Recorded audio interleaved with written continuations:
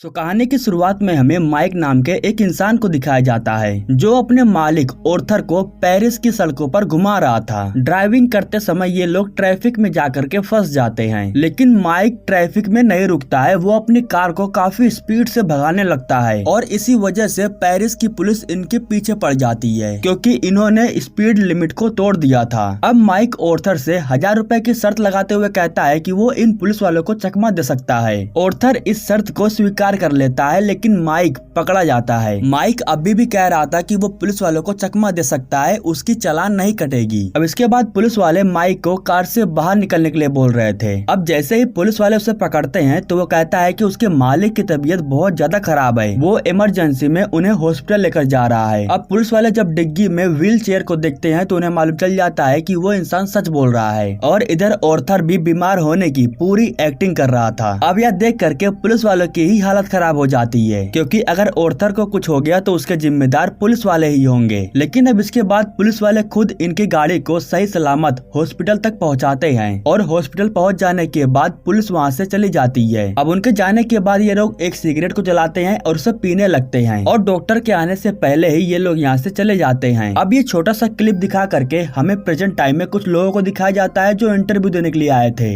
ओर्थर नाम का एक रईस आदमी जिसकी असिस्टेंट मेगली है, वो यहाँ पर आए हुए सभी लोगों का इंटरव्यू ले रही थी। जितने भी लोग इंटरव्यू देने के लिए आ रहे थे उनके जवाब सही नहीं होते हैं और थोड़ा अटपटे थे। और तभी माइक नाम का एक इंसान अंदर घुस आता है। अभी तक उसका इंटरव्यू का नंबर नहीं आया था, लेकिन फिर भी वो अंदर घुस आता है। वो मेगली पर लाइन मारते हुए कहता है कि इस पेपर पर साइन कर दो ताकि वो बेरोजगार रह करके अपने जीवन को गुजार सके। उसके कुछ कॉमेडी वाली बातों को सुन करके ओर्थर को बहुत अच्छा लगता है और मेगली भी इम्प्रेस हो जाती है। इसके बाद ओर्थर कहता है कि कल तुम आना और अपने साइन किए हुए पेपर को लेकर चले जाना। तो अब इसके बाद माइक अपने छोटे से घर पर आ जाता है जहाँ हम देखते हैं कि उसके ढेर सारे छोटे छोटे भाई बहन हैं। अब इसके बाद वो बैठ करके अपनी माँ का इंतजार करने लगता है और जब उसकी माँ आती है तो वो अपनी माँ को ओर्थर के बंगलों से चोरी की हुई अंडे को दे देता है, लेकिन इससे कुछ होता नहीं है। उसकी माँ उसके ऊपर बहुत गुस्सा थी और वो बहुत भड़क जाती है क्योंकि वो लगभग 6 महीने से गायब था और घर नहीं आया था। वो आज अचानक से आ गया तो इसलिए उसकी माँ उसके ऊपर बहुत गुस्सा थी और इसके बाद वो उसे यहाँ से जाने के लिए कहती है ताकि वो दोबारा यहाँ पर कभी ना आए। इसके बाद वो रात में अपने दोस्तों के पास चला जाता है और वहाँ पर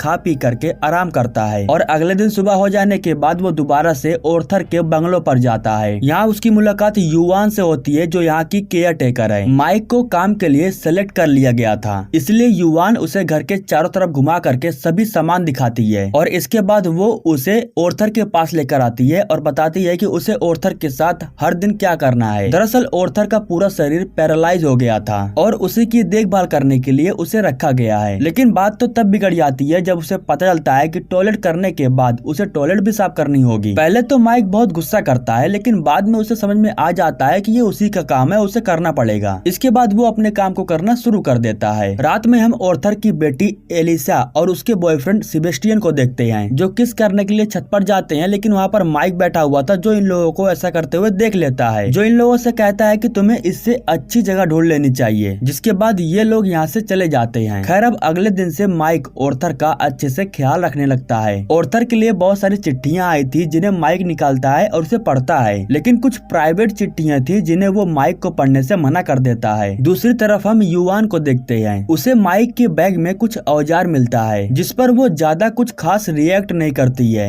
अब अगले दिन माइक ओर्थर को घुमाने के लिए लेकर जा रहा था, लेकिन माइक उसे सिंपल कार से जाने से मना कर देता है और उसे ले जाने के लिए एक स्पोर्ट शानदार कार को चूज करता है। और उसके बाद जब वो उसे बाहर की तरफ लेकर जाने लगता है तो माइक देखता है कि गेट पर किसी आदमी ने अपनी कार को पार्क करके रखा है, जिससे माइक को गुस्सा आ जाता है और वो कार के ओनर को बाहर निकाल करके उसे पीटने लगता है। यह देख करके ओर्थर भी इम्प्रेस हो जाता है। इसके बाद ओर्थर एक म्यूजियम में जाता है और वो एक तस्वीर को पसंद करता है। सिंपल सी पेंटिंग थी लेकिन वो काफी महंगी थी। तभी माइक कहता है कि ये सब सिर्फ पैसे की बर्बादी है, ये कोई पेंटिंग नहीं है बल्कि पेपर बोर्ड पर कलर को फेंक दिया गया है। जिसके बाद वो पेंटिंग को लेने से मना कर देता है। अब इसके बाद ओर्थर दूसरी जगह घूमने के लिए जाता है जहाँ पर उसका एक रिश्तेदार आता है और उससे मिलता है। वो हालचाल पूछने के बाद ओर्थर से कहता है कि तुमने जिस बंदे को काम पर रखा है वो बहुत बुरा इंसान है, वो तुम्हें किसी भी वक्त धोखा दे सकता है। लेकिन ओर्थर को इन सब बातों से कुछ फर्क नहीं पड़ता है क्योंकि वो माइक को पसंद करने लगा था। अब उसी दिन रात में हम देखते हैं कि ओर्थर मेगली से एक लेटर लिखवा रहा था। वो लेटर एलिनोर के लिए था, जो उसकी कभी वाइफ हुआ करती थी। और ये बात माइक को मालूम चल चुका था। उसे मालूम चल जाता है कि जिस लेटर को ऑर्थर पढ़ने से मना कर रहा था वो लेटर एलिनोर का था, क्योंकि उसने चुपके से उन लेटर्स को पढ़ लिया था। और ये सब बातें आ करके वो युवान को बता रहा था। खैर अब रात में सोते वक्त ऑर्थर को सांस लेने में बहुत प्रॉब्लम हो रही थी, जिसके बाद वो ऑर्थर के पास जाता है, जहाँ वो देखता है कि ऑर्थर ठीक तरीके से सांस नहीं ले पा रहा है। तो वो ऑर्थर के सर पर गीले कपड़ों को रख देता है, लेकिन इससे भी उसे कुछ फर्क नहीं पड़ रहा था। जिसके बाद वो ऑर्थर को उठा करके बाहर साइड घुमाने के लिए लेकर आता है। ऑर्थर माइक को बताता है कि कभी कभी बाहर घूम लेने से उसकी तबीयत ठीक हो जाती है। खैर अब बाहर आने के बाद ये लोग सुंदर लड़कियों को देखते हैं और मजे करते हैं। ऑर्थर माइक को बताता है कि एक समय उसकी एक गर्लफ्रेंड हुआ करती थी, जिससे उसने शादी किया था, लेकिन शादी हो जाने के बाद लगभग 4 बच्चे गिर गए, जिसकी वजह से वो काफी परेशान हो गया था। लेकिन बाद में चेक करने के बाद उसे पता चला कि उसकी बीवी के शरीर में ही कुछ बीमारी थी और वो कभी बाप नहीं बन पाया, और इसी वजह से उसकी पहली बीवी उसे छोड़ करके चली गई। खैर इसके बाद ये लोग होटल में जाते हैं और मजे से बैठ करके खाना खाते हैं, और ये लोग आपस में ढेर सारी बातें करते हैं। बात करते हुए ऑर्थर को आज की डेट याद आती है। आज माइक के ट्रायल का 1 महीने पूरे हो गए थे और उसकी मेहनत को देखते हुए उसे काम पर रख लिया गया था। लेकिन ऑर्थर कहता है कि उससे पहले उसे वो अंडे ला करके देने होंगे जो उसने चुराया था, क्योंकि वो एक तोहफा है जो उसकी बीवी हर साल उसके जन्मदिन पर दिया करती थी। अब इसके बाद वो अपने घर नहीं जा सकता था, इसलिए वो अपनी बहन मीना से जाकर के मिलता है और उससे बात करते हुए घर में रखे हुए उस अंडे को लाने के लिए कहता है। जिसके बाद मीना बताती है कि घर में कुछ ठीक नहीं चल रहा है, हर दिन पुलिस आती है और घर में छानबीन करती है। अब यहाँ पर माइक अपने भाई एडमा को कुछ लोगों के साथ में देखता है, जिससे उसे शक होता है कि उसका भाई कुछ तो गलत काम जरूर कर रहा है। अब अगले दिन फिर से ऑर्थर मेगली से लेटर लिखवा रहा था और यहाँ पर माइक को पता चलता है कि ये लोग लगभग 6 महीने से सिर्फ लेटर के जरिए बात कर रहे हैं। यह जानने के बाद वो काफी हैरान हो जाता है। इसके बाद वो एक लेटर को चेक करता है जिसमें एलिनोर का नंबर लिखा हुआ था।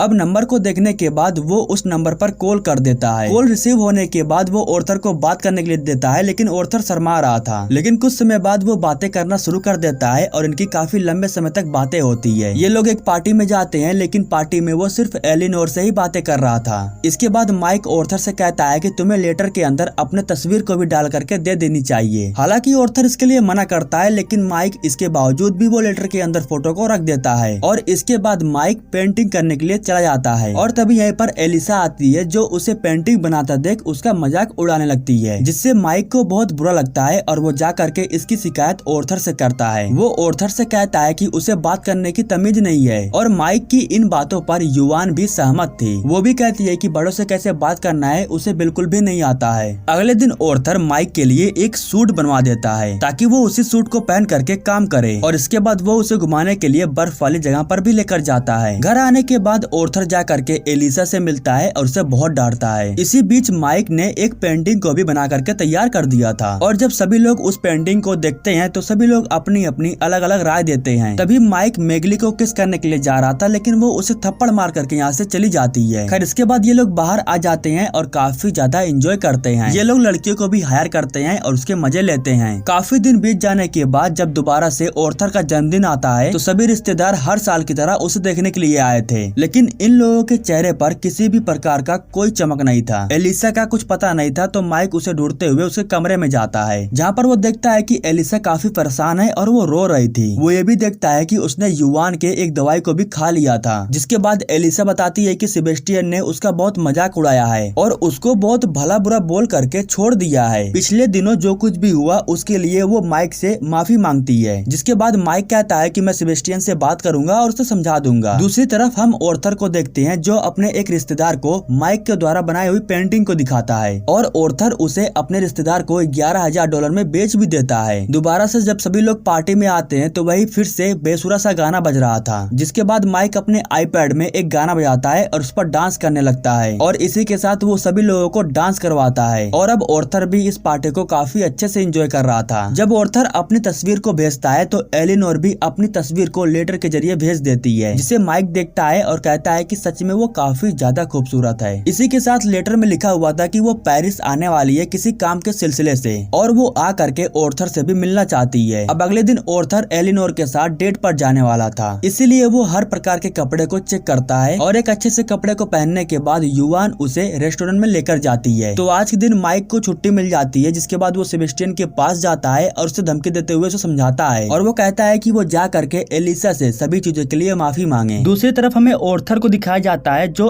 एलिनोर का इंतजार कर रहा था और काफी समय तक इंतजार करने के बाद भी एलिनोर नहीं आती है, जिसके बाद ऑर्थर माइक के पास कॉल करता है और उसे वहाँ से ले जाने के लिए कहता है। और जब ऑर्थर वहाँ से जाने लगता है तो तभी वहीं पर एलिनोर आती है जो ठीक इनके पास से गुजर जाती है, लेकिन ये लोग उसे देख नहीं पाते हैं। अब इसके बाद ऑर्थर अपने मूड को फ्रेश करने के लिए अपने प्राइवेट जेट में जाता है और वो अपने साथ में माइक को भी लेकर जाता है, जहाँ माइक उससे कहता है कि जो कुछ भी हुआ है उसे भूल जाओ। इसके बाद ऑर्थर जिस पेंटिंग को बेचा था उसके पैसे वो माइक को दे देता है, जिसके बाद माइक की खुशी का कोई ठिकाना ही नहीं था। अब अगले दिन ये लोग पैराग्लाइडिंग करने के लिए पहाड़ों पर जाते हैं। ऑर्थर ने पहले भी कई बार पैराग्लाइडिंग किया था, लेकिन यहाँ पर माइक को बहुत डर लग रहा था, वो ये सब नहीं करना चाहता था। लेकिन ऑर्थर के बहुत ज्यादा कहने पर वो पैराग्लाइडिंग करने के लिए तैयार हो जाता है, लेकिन अब ऊपर जाने के बाद उसे बहुत डर लग रहा था। खैर अब रात हो जाने के बाद ये दोनों घर आ जाते हैं। घर आने के बाद हम देखते हैं कि एडमा माइक का इंतजार कर रहा था। इसके बाद एडमा जब अपने भाई से मिलता है तो वो उसे अपने घर चलने के लिए कहता है। एडमा के सर पर चोट लगी थी, जिसके बारे में माइक पूछता है, लेकिन वो बिना माइक को कुछ बताए यहाँ से चला जाता है। अब उसके चले जाने के बाद ऑर्थर माइक से उसके परिवार के बारे में पूछता है, जहाँ माइक बताता है कि उसका कोई परिवार नहीं है। जो लोग उसके साथ रह रहे हैं उन लोगों ने उसे गोद लिया था और वो उसकी माँ नहीं बल्कि वो आंटी है। उन्हें बच्चे नहीं हो रहे थे, इसलिए उन्होंने माइक को गोद ले लिया, लेकिन बाद में बच्चे हो गए। और अब माइक बताता है कि मेरी माँ अकेले ही मेरे घर को संभालती हैं। अब यह सुनने के बाद ऑर्थर को थोड़ा दुख होता है। वो माइक से कहता है कि इस समय तुम्हें अपने घर की देखभाल करनी चाहिए, न कि मेरी। तुम एक बूढ़े इंसान की देखभाल करने में अपनी जिंदगी नहीं गुजार सकते हो। इसके बाद ऑर्थर माइक को छुट्टी दे देता है और उसे यहाँ से घर जाने के लिए कहता है। अब आखिरी बार मैगेली माइक से मिलने के लिए आती है और यहाँ पर भी वो उसे लाइन ही मार रहा होता है, लेकिन यहाँ पर मैगेली अपने पार्टनर को माइक से मिलवाती है। उसके बाद माइक जा करके यूएन से मिलता है और यूएन उसे एक फाइल देती है। अब उस फाइल को ले लेने के बाद माइक यहाँ से चला जाता है। जाने से पहले वो आखिरी बार उसी ड्राइवर के पास आता है और उसे डांटते हुए कहता है कि दोबारा घर के सामने गाड़ी को पार्क मत करना। इसके बाद जब वो फाइल को चेक करता है तो उसके अंदर ऑर्थर की एक अच्छी वाली फोटो थी, जिसके बाद वो फाइल को फेंक देता है और फोटो को अपने पास रख लेता है। अब उधर हम देखते हैं कि ऑर्थर का एक नया केयर टेकर आया हुआ है जो उसके साथ बैठ करके खाना खा रहा होता है, लेकिन ऑर्थर का उसके साथ मन नहीं लग रहा था, इसलिए वो बिना खाए ही यहाँ से चला जाता है। दूसरी तरफ हम देखते हैं कि माइक अपने दोस्तों के साथ बहुत मौज मस्ती कर रहा था और अब इधर माइक के बिना ऑर्थर का मन नहीं लग रहा था। एक दिन माइक एक कंपनी में इंटरव्यू देने के लिए जाता है, जिसके बारे में उसे बिल्कुल भी नॉलेज नहीं थी, लेकिन फिर भी वो अपने टैलेंट की मदद से असिस्टेंट का दिल जीत लेता है और जिसकी वजह से उसे एक ड्राइवरिंग की नौकरी मिल जाती है। एक दिन रात में ऑर्थर को वही दर्द हो रहा था जो उसे पहले भी हुआ करता था, लेकिन इस बार ऑर्थर किसी की भी हेल्प लेने से मना कर देता है, जिसके बाद यूएन ये बात माइक को बताती है और उसे दोबारा बुलाती है। अब इसके बाद माइक ऑर्थर को घुमाने के लिए सड़कों पर लेकर जाता है और ये वही सीन है जो हमने मूवी की शुरुआत में देख लिया था। वो ऑर्थर को लेकर के एक रेस्टोरेंट में जाता है। ऑर्थर भी अपने पास माइक को देख करके बहुत खुश था। तभी माइक कहता है कि आज मैं तुम्हारे साथ बैठ करके खाना नहीं खाने वाला हूँ, बल्कि कोई और खाने वाला है। यह कहने के बाद माइक उसे अंडा देता है और यहाँ से चला जाता है। अब ऑर्थर एक बार फिर से अपने आप को अकेला महसूस कर रहा था, लेकिन तभी यहीं पर उसके सपनों की रानी